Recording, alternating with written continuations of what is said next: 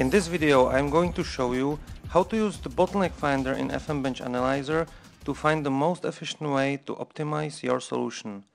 Bottleneck finder helps you to discover what is the bottleneck of your solution, the script or calculation that's responsible for the largest chunk of time being consumed in total when your solution is being used. To find your solution's bottleneck, click on the Bottleneck Finder button in the Analyzer dashboard. The Bottleneck Finder window displays the list of every object, such as script, whose at least one instance fits in your filter settings.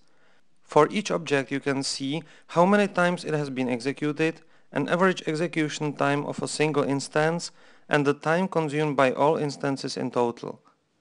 By clicking on the Exclude Waiting and Exclude Overhead buttons, you can adjust how the displayed time is calculated.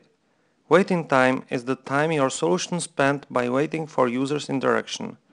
By including the waiting time in the displayed total time, you can measure and optimize not only the code of your solution, but also the user procedures and company's processes. To see how the FMBench measurement code itself affects your solution's performance, you can include overhead in the calculated time. No one knows your solution better than you. If you know what you're looking for, you may want to focus on an average time instead of the total time, or look for issues indicated by unusually high number of instances of the same script. When you find a script or another object whose values grab your attention, expand the corresponding row to reveal more information about individual instances of it.